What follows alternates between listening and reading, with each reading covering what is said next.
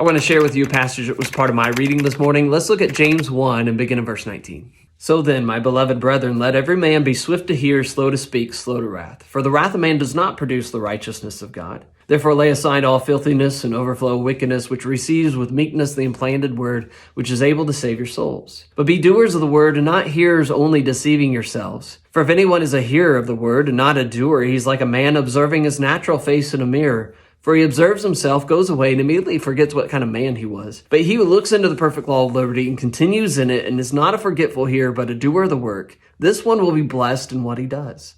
So think about a mirror for just a minute. I think this passage reveals one of the things I appreciate the most about them is that they always tell the truth, even if I don't like what they reveal. And sometimes my trip to the mirror in the morning can be kind of brutal because it doesn't gloss over the imperfections. It never compromises. It doesn't tell me that I'm more handsome than what I really am. It just reveals me just as I am. And so why do we go to the mirror if it's so hard? Well, what do we do if we go to the mirror and we find our hair messed up or food on our face or your makeup smeared? What do? We fix it. We make the correction. Because it doesn't do any good for me to get mad and angry and just start arguing with the mirror, does it? Like, I don't want to deceive myself about myself into thinking that there's nothing wrong when there's something wrong. The Bible is very much like a mirror in that it reveals the good, the bad, and the ugly. And James talks about a man who goes and looks in the perfect law of liberty, finds something that needs correcting, and walks away and doesn't do anything about it. It's like me going to the mirror, finding food on my face, and just leaving it there for the rest of the day.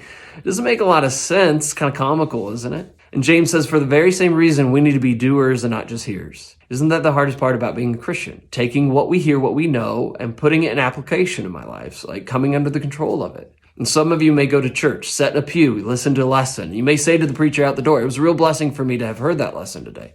It kind of depends, doesn't it? Because James says that there's really no blessing in the knowing and the hearing until what we know, what we hear becomes a part of who we are. That's where the real blessing is found. So being a doer means that every time I'm in God's word, I need to be proactive. I need to be asking myself, where do I fall short? Where do I need to make corrections? How can I improve? And then making the application. Actually allowing God's word to challenge and to change me, because that's where the power of the gospel is, isn't it? And so let me hear your thoughts. Comment down below.